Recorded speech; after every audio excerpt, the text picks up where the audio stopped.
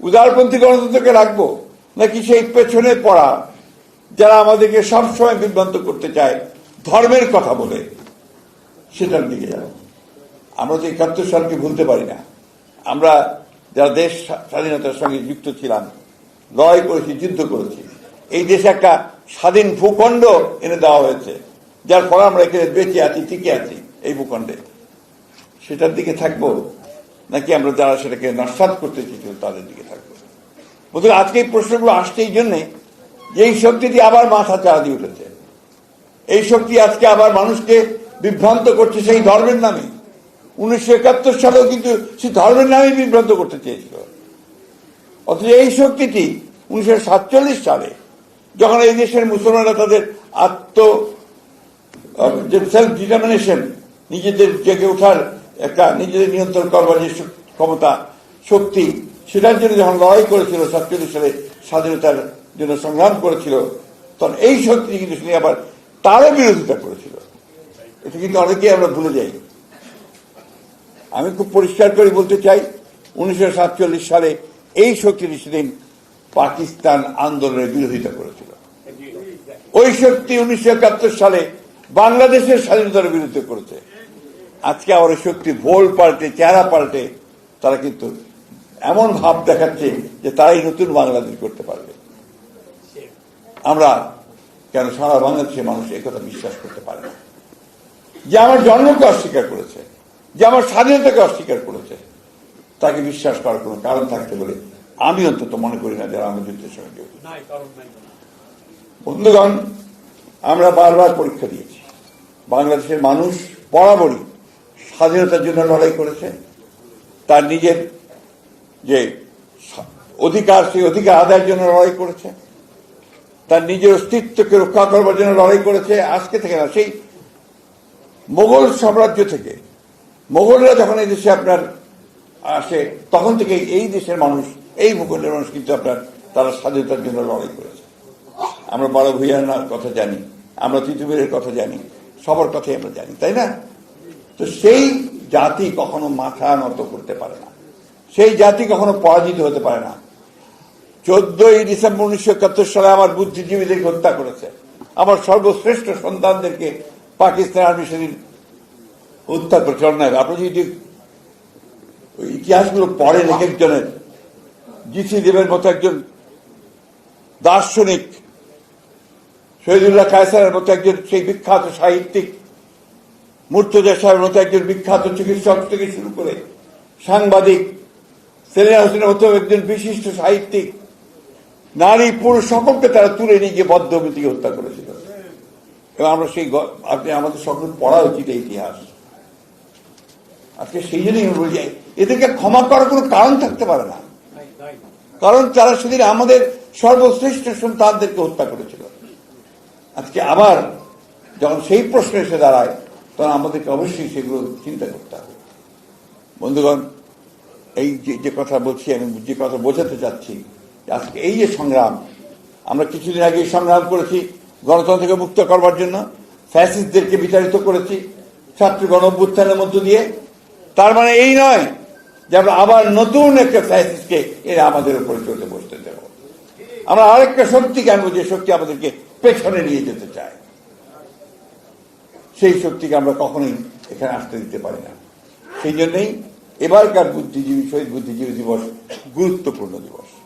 আমরা তাদের কথা মনে করে বাংলাদেশের যারা আছেন, বাংলাদেশের যে সোল, যেটা আমি যে বলি আত্মা বাংলাদেশের, অর্থাৎ এখানে কিন্তু বাংলাদেশের আত্মা কিন্তু খুব চমৎকার একটা ব্যাপার আছে।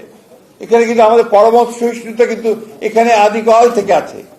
এখানে হিন্দু, মুসলমান, বৌদ্ধ, খ্রিস্টান, তাদের কৃষ্টি, তাদের সংস্কৃতি নিয়ে কিন্তু এই বাংলাদেশ।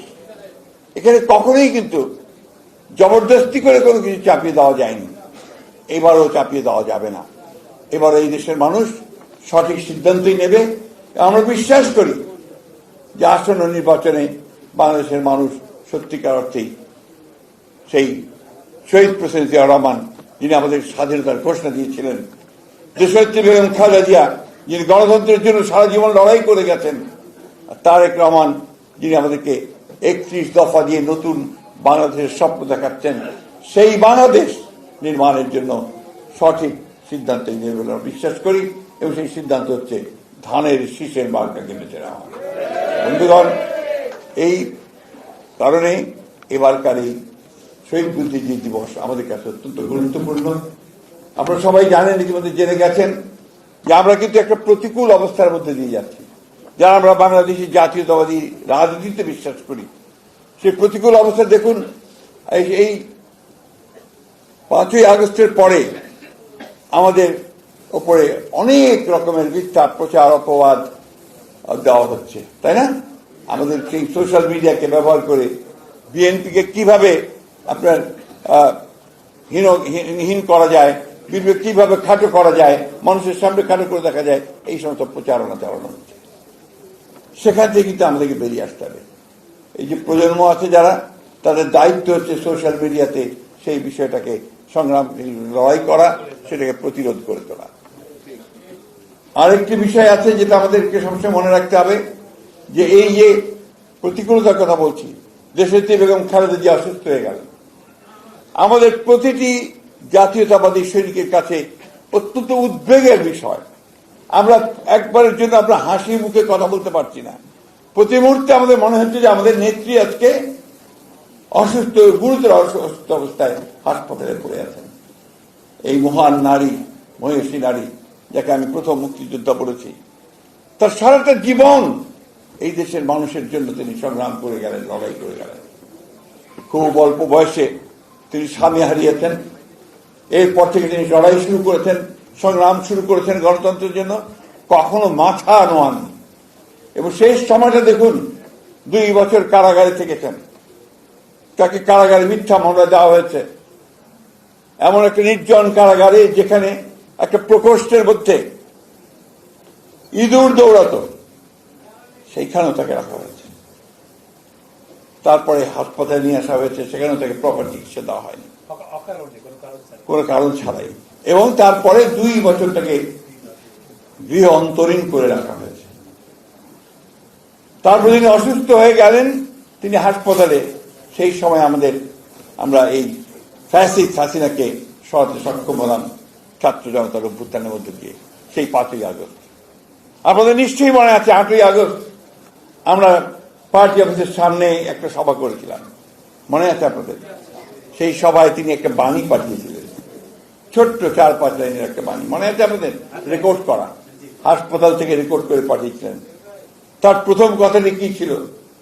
যে আজকে ছাত্র জনতার রক্তের মধ্য দিয়ে আমরা আবার একটা নতুন স্বাধীনতা অর্জন করেছি। এই স্বাধীনতার দিনে আমার আপনাদের কাছে আহ্বান, যে প্রতিহিংসা নয়, প্রতিশোধ নয়, আসুন আমরা সবাই সবাইকে ভালোবেসে নতুন একটা বাংলাদেশ গড়ে তুলি। কত মহান এই নেত্রী, চিন্তা করুন যে তিনি বাংলাদেশকে গড়ে তোলবার জন্য আবার নতুন করে সবকিছু ভুলে গিয়ে তিনি পলিটিক্স ও রিকনসিলিয়েশনের কথা বলেছেন। আসুন আমরা সেই পথে যাই। কিন্তু আমরা কি দেখছি? আমরা দেখছি ভয়াবহ একটা প্রতিহিংসার কথা। আজকে পরাজিত ফ্যাসিস্টরা পরাজয়কে মেনে নিতে না পেরে সেই পলাতক হয়েছে, পালিয়ে গেছে, সেখান থেকে ষড়যন্ত্র করছে বাংলাদেশকে ডিস্টেবিলাইজ করার জন্য। এতটুকু শিক্ষা হয়নি, যে কিভাবে পরিণতি হয়েছে।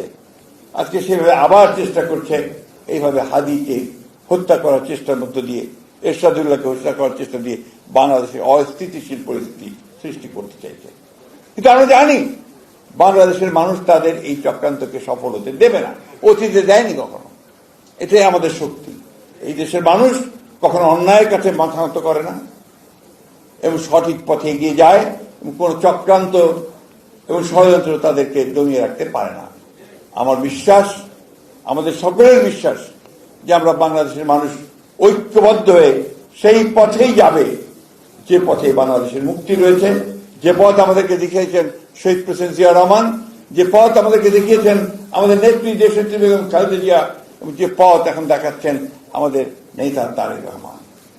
আল্লাহর কাছে অশেষ শুকরিয়া আদায় করতে চাই যে আমাদের নেতা তিনি দীর্ঘ 18 বছর নির্বাসনে থাকার পরে ইনশাআল্লাহ আগামী 25 ডিসেম্বর তিনি আমাদের মাঝে এসে উপস্থিত হবেন।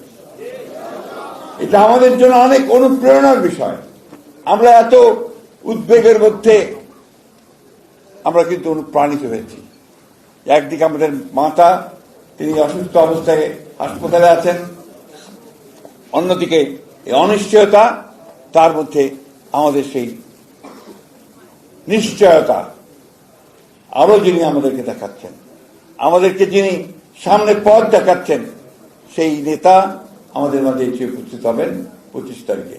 আসুন আমরা 25 তারিখে তাকে এমন এক সম্বর্ধনা জানাই যেটা অতীতে কখনো কোন নেতা বাংলাদেশে পায়নি।